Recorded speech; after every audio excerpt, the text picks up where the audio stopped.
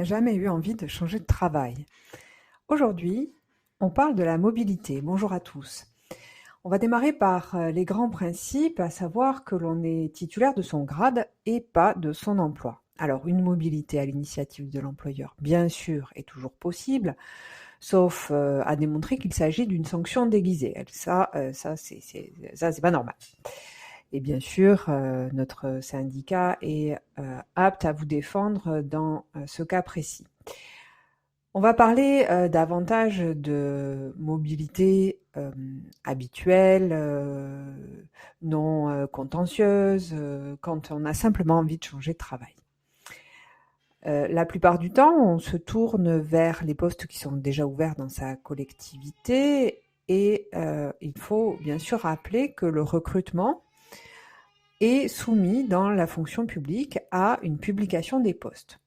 Alors en pratique, bien entendu, les annonces sont parfois, même dans certaines collectivités, souvent pourvues avant que le jury de recrutement n'ait lieu.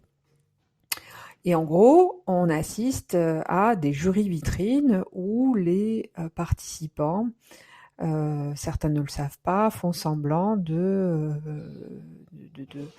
participer à un jury de recrutement, mais on sait in fine qui sera recruté. Ces jurys de vitrine sont en réalité qu'une façade pour satisfaire la réglementation, satisfaire à la réglementation. En matière de réglementation, justement, il faut rappeler que le contrôle de légalité, c'est-à-dire le contrôle qui est exercé par la préfecture, par le préfet, sur certaines décisions des collectivités a lieu en matière de nomination et donc le contrôle de légalité garde un œil ouvert sur les arrêtés de nomination et il arrive que le préfet fasse des observations, pose des questions et dans de rares cas fasse des déférés pour faire annuler la décision devant le tribunal administratif.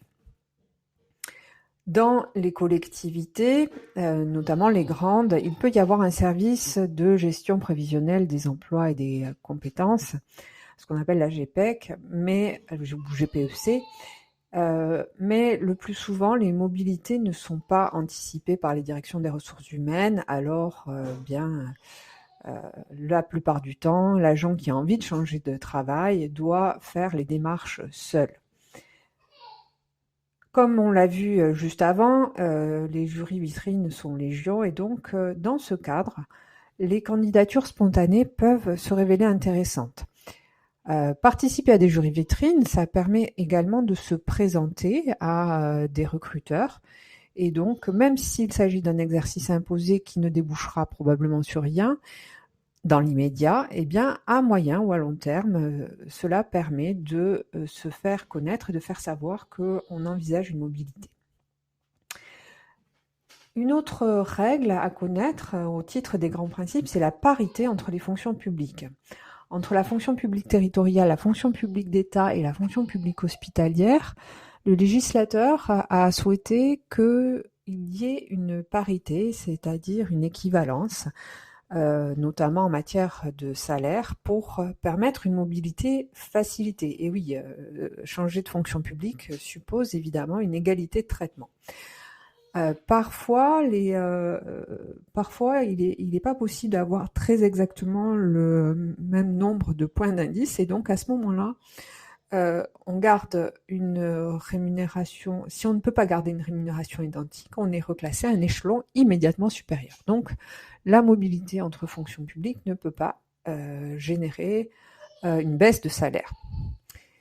Et enfin, au titre des grands principes, on peut parler du reclassement, la mobilité médicale, entre guillemets, puisque le reclassement est la mobilité qui permet à un agent d'être maintenu dans la collectivité sur un autre poste.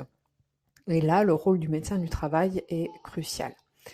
Il y a des professions plus ou moins exposées et les centres de gestion et la caisse de retraite, la CNRACL, qui versent des pensions bien sûr aux agents qui sont devenus inaptes, Ces structures, le CDG et la CNRACL, conduisent des réflexions pour justement éviter les mises en retraite pour inaptitude dans les emplois qui vont provoquer le plus d'accidents de travail et de maladies professionnelles. On pense par exemple aux métiers de la petite enfance, les ATSEM, ou des métiers techniques où le dos est le plus souvent très sollicité. Voilà pour les grands principes. On va attaquer la question du détachement. Le détachement, c'est une forme de mobilité des fonctionnaires dans la fonction publique dont ils relèvent, mais pas que, puisque le détachement peut avoir lieu entre les 3 fonctions publiques. On peut aller de l'État à l'hospitalière ou à la territoriale, voilà, sur des emplois de fonctionnaires ou bien de contractuels.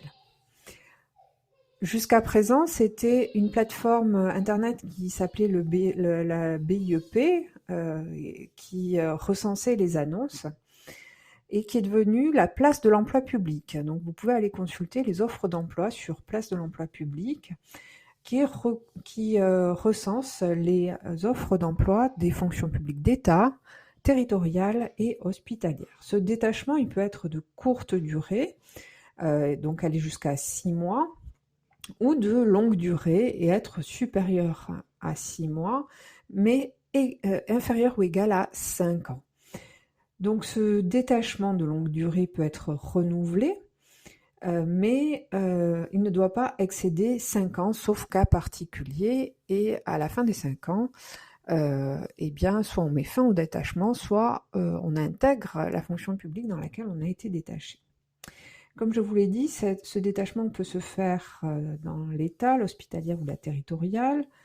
Donc on peut être détaché auprès d'une collectivité ou d'un établissement de la fonction publique territoriale, auprès d'une administration de l'État, d'un établissement hospitalier de la fonction publique hospitalière, auprès d'une entreprise publique ou un GIP. Ça peut être par exemple une MDPH ou un GIP scientifique par exemple. On peut être détaché auprès d'une entreprise privée qui assure des missions d'intérêt général. Par exemple, une entreprise qui a obtenu un gros marché public, une délégation de service public, pardon. On peut être détaché auprès d'un organisme privé, auprès d'une association dont les activités favorisent ou complètent l'action d'une collectivité publique. On peut être détaché pour enseigner à l'étranger ou encore pour remplir une mission d'intérêt public à l'étranger auprès d'une organisation internationale comme l'ONU, l'OTAN, l'UNESCO, une ONG. On peut être détaché auprès d'un organisme pour faire de la recherche. On peut aussi s'engager dans l'armée française ou dans la réserve opérationnelle, auprès de la CNIL, auprès du CSA, auprès d'un organisme de formation des agents publics, ou encore pour exercer un mandat syndical. Quelle bonne idée!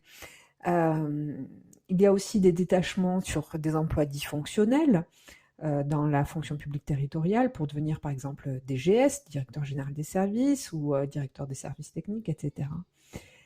Tous ces détachements obéissent à des règles communes et généralement ce qui pose problème et pour lequel notre syndicat est sollicité, c'est la fin du détachement. Tout simplement parce que la première possibilité qui ne pose pas de souci la plupart du temps, c'est d'intégrer la collectivité dans laquelle on a été accueilli. Mais parfois, c'est pas le souhait de l'agent détaché ou ce n'est pas possible. Et la seconde possibilité, c'est le retour dans la collectivité d'origine, et c'est là que le bas blesse. Pour les agents qui sont détachés depuis moins de 6 mois, l'agent est obligatoirement réintégré, mais ce n'est pas le cas pour les détachements de longue durée. Et ils devront être réintégrés à la première vacance de poste ou à la première création d'emploi. Et à ce moment-là, en cas de refus, si on leur propose un poste qui ne convient pas, eh bien, la disponibilité d'office sera prononcée pour 3 années maximum. Et en cas de refus de 3 postes, attention, là c'est le licenciement ou la retraite qui vous guette. Et autre problématique et qui pose problème, s'il n'y a pas d'emploi disponible dans la collectivité d'origine, alors vous êtes placé en surnombre pendant 1 année, puis ensuite vous êtes pris en charge en fonction de votre grade, soit par le centre de gestion, soit par le CNFPT. Et là, c'est là que ça commence, les ennuis commencent, puisque vous perdez 10% de votre salaire chaque année, et au bout de 10 ans, c'est terminé. Voilà pour ce qui est du détachement, qui peut être une très belle opportunité, mais qui comporte parfois des risques et des difficultés. La deuxième option pour changer de vie professionnelle, c'est ce qu'on appelle le pantouflage, c'est-à-dire aller vers le privé. Quand un fonctionnaire va vers le privé pour devenir salarié du secteur privé ou créer sa propre entreprise, il existe une disponibilité pour créer son entreprise ou partir en tant que salarié du secteur privé. Dans un document que vous retrouverez sur notre site internet, vous aurez la liste des textes fondamentaux qui régissent cette disponibilité pour création d'entreprise, au titre desquels on va retrouver bien sûr le statut, mais aussi le décret sur le cumul d'activités, la disponibilité, l'ordonnance sur le temps partiel et la surcotisation vu de la retraite, et d'autres textes encore. Alors, quelle disponibilité pour monter sa boîte? Cette disponibilité, elle n'est pas de droit, elle est optionnelle, c'est-à-dire qu'elle peut être refusée pour nécessité de service. Il existe des disponibilités de droit, mais la disponibilité pour monter son entreprise ne figure pas parmi la liste des disponibilités octroyées automatiquement. Cette disponibilité, elle est refusée le plus souvent, par exemple, pour avoir le temps nécessaire de retrouver votre remplaçant. Dans ces cas-là, qu'est-ce qu'on peut faire? On ne peut pas forcer la collectivité à vous l'octroyer. Vous pouvez détourner le problème en demandant une disponibilité pour convenance personnelle. Et puis, une fois que vous l'avez, vous pouvez exercer cette disponibilité. Mais là non plus, cette disponibilité n'est pas de droit, même si parfois ça passe un peu mieux. Il y a une grande nouveauté de la loi du 6 août 2019 qui permet de conserver les droits à avancement pendant l'exercice d'une activité privée pendant 5 ans maximum. Donc vous conservez vos droits à avancement à condition d'avoir une activité salariée d'au moins 600 heures par an ou si vous montez votre propre entreprise, d'avoir un revenu brut annuel qui est au minimum de 6 090 € par an. L'autre contrainte pour obtenir cette disponibilité, bien entendu, c'est que la commission de déontologie qui est saisie par votre employeur dise que votre nouvelle activité est compatible avec les fonctions que vous avez exercées au cours des 3 années qui ont précédé.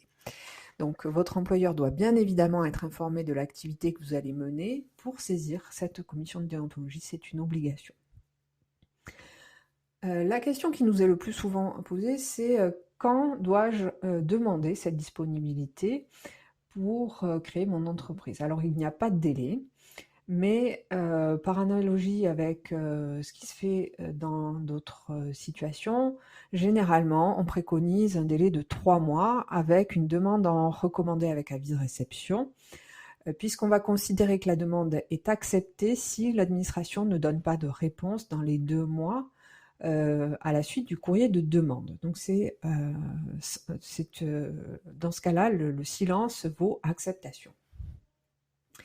Mais comme pour le détachement, c'est le retour qui peut poser problème. Alors souvent, l'administration n'a pas de poste à proposer. Et en l'absence de poste, que se passe-t-il? Les textes nous disent que l'agent doit être rémunéré pendant 1 an avant d'être pris en charge par le centre de gestion ou le CNFPT en fonction de votre catégorie. La plupart du temps, la collectivité préfère laisser l'agent en disponibilité et on nous demande aussi souvent si on a droit au chômage. Alors le chômage, c'est une question qui revient souvent et la disponibilité n'y donne pas droit, sauf dans un cas précis, si vous perdez involontairement votre emploi dans le privé, sous réserve d'avoir demandé votre réintégration avant la fin de la disponibilité. Donc ça signifie d'anticiper et d'avoir malheureusement perdu votre emploi de façon involontaire. Donc il n'est pas question de démissionner pour penser prétendre au chômage. Ce n'est pas possible. On va terminer par ce qu'on appelle l'indemnité de départ volontaire dans la fonction publique territoriale. On nous demande si il est possible de toucher une indemnité pour avoir un petit pécule de manière à démarrer cette nouvelle activité dans les meilleures conditions. Alors, cette indemnité de départ volontaire, elle existe dans les textes, elle est rarement appliquée et elle doit être appliquée si des conditions sont remplies. Alors, il y en a deux. La première, c'est que le poste que vous occupez fait l'objet d'une restructuration, par exemple lors d'une réorganisation du service, et donc vous choisissez de démissionner, vous choisissez de partir. Et la deuxième condition, c'est qu'une délibération est prévue l'attribution d'une indemnité de départ volontaire dans la collectivité. Donc ce doit être prévu par une délibération. Cette délibération, elle est prise après avis du comité technique, elle fixe les services, les cadres d'emploi, les grades qui sont concernés par la structuration de services et les services pour lesquels donc cette indemnité peut être attribuée. Elle fixe également les conditions d'attribution et le montant de l'indemnité de départ. Donc ce n'est pas une négociation en tête-à-tête qui vous permettra d'obtenir cette indemnité de départ. Une délibération doit l'avoir prévue. S'il n'y a pas de délibération, donc, vous ne pouvez pas bénéficier de cette indemnité de départ volontaire. S'il existe une délibération, il y a d'autres conditions à remplir. Il faut être fonctionnaire ou agent contractuel en CDI et il faut être à plus de 5 ans de l'âge minimum de départ à la retraite au moment où vous envoyez votre demande de démission, le cachet de la poste faisant foi. Et là encore, la lettre recommandée avec avis de réception est recommandée justement. Le montant de l'indemnité est déterminé dans le cadre fixé par la délibération au cas par cas et elle varie généralement en fonction de l'ancienneté dans l'administration.